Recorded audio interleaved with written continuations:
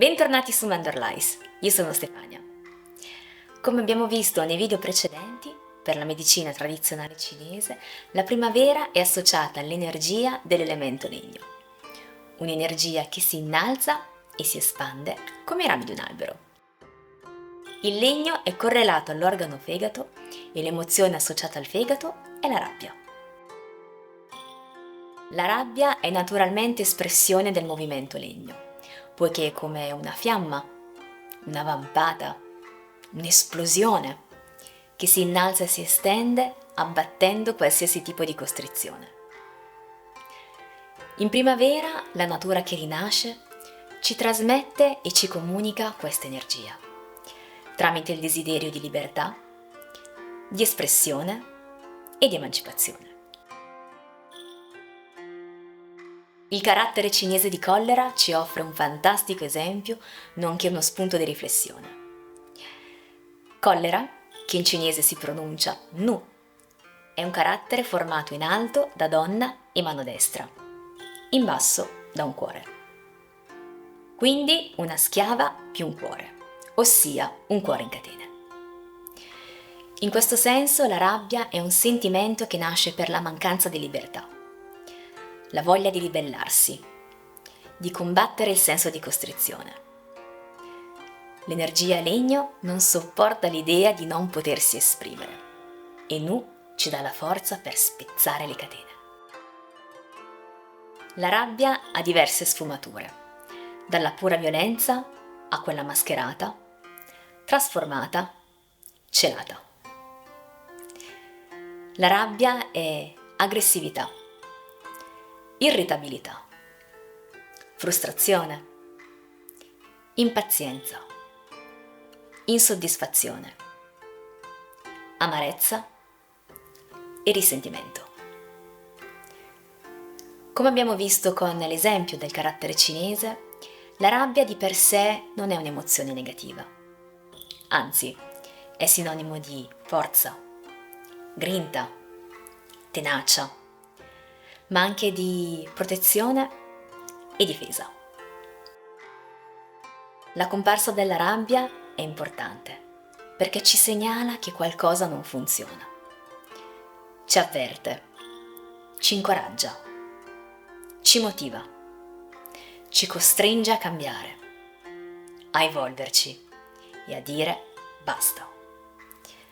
Questo, perlomeno, quando riusciamo a gestirla. La rabbia disturba invece quando diventa incontrollabile, manifestandosi costantemente in maniera eccessiva o quando viene repressa, creando nel lungo andare danni al fegato perché ostacola il libero flusso del Qi, producendo un eccesso di bile, non a caso di color verde. Come vedete, tutto è connesso, immagazzinato nella vescica biliare, il viscere associato all'organo fegato. Non è un caso che la connessione di fegato e rabbia abbia dato origine a espressioni popolari come rodersi il fegato dalla rabbia o farsi il fegato marcio.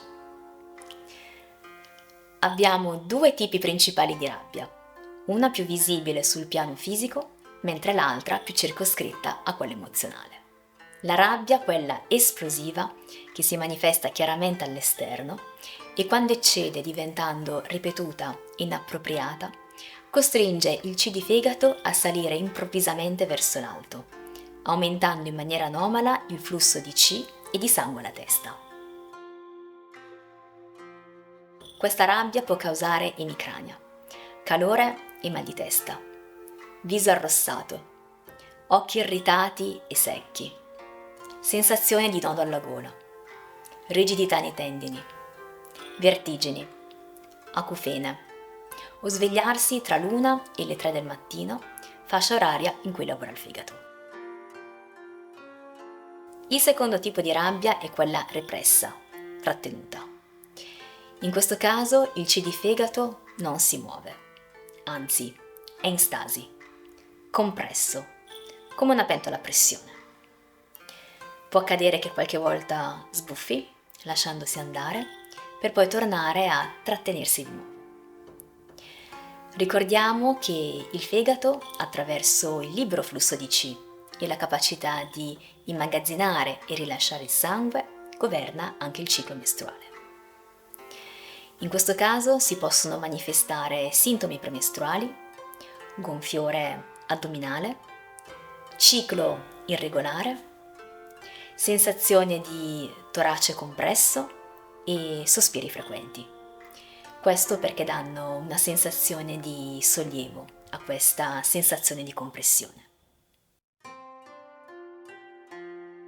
Ci sono momenti in cui conteniamo la rabbia mascherandola come frustrazione, dolore o delusione, esprimendola in modo più leggero, sotto forma di irritazione, impazienza. Ma a lungo andare, se la cosa diventa persistente, questa rabbia repressa sfocia in risentimento, diventando poi violenza se accumulata troppo.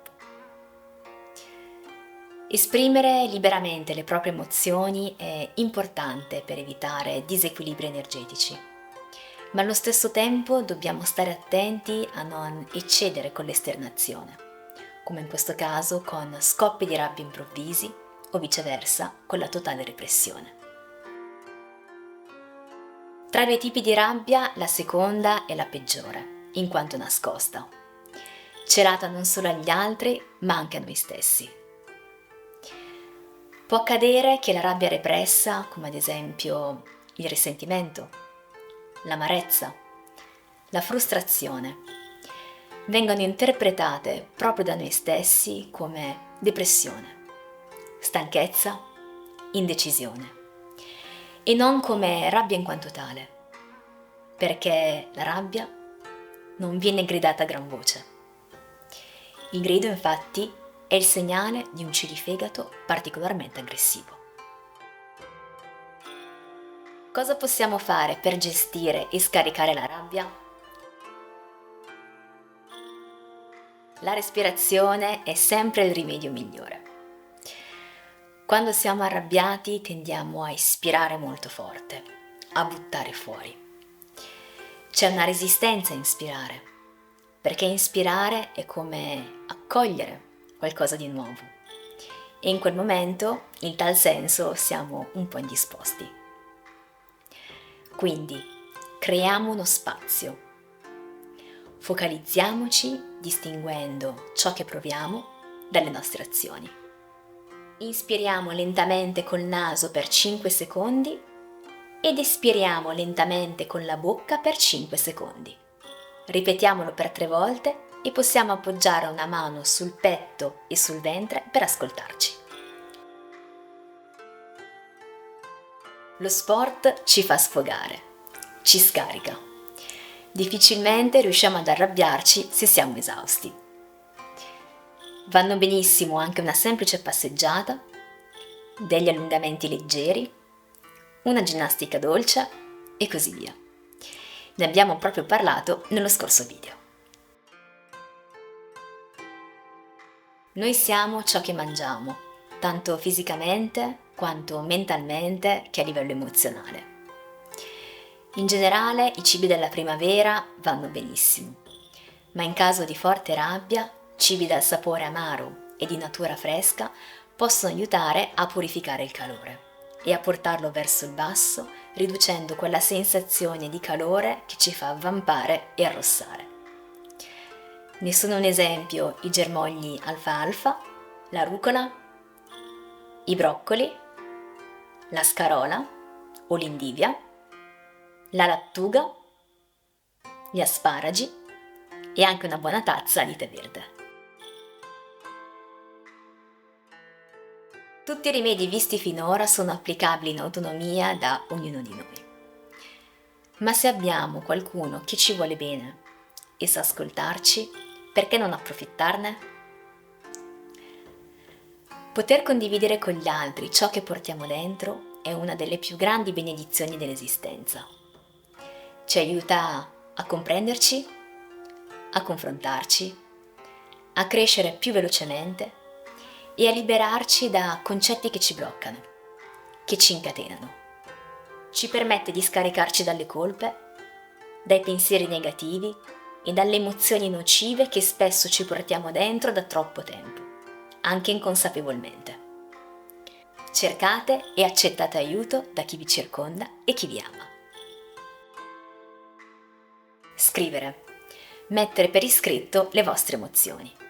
Se non abbiamo nessuno con cui parlare, possiamo esternare le nostre emozioni e la nostra rabbia raccontandola tramite lo scritto. Scrivere è di per sé un atto che ci forza ad organizzare le nostre idee, a confrontarci con noi stessi e a mettere nero su bianco ciò che sentiamo e proviamo veramente.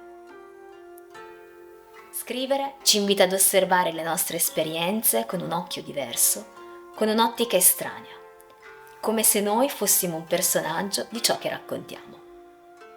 Abbiamo quindi un'occasione unica per analizzare noi stessi e le nostre emozioni con obiettività e imparzialità. Se vi piace scrivere, provateci e fate tesoro di questa esperienza stupenda. Anche oggi siamo giunti al termine del video, spero veramente che vi sia piaciuto e come sempre, grazie per il tuo tempo e alla prossima!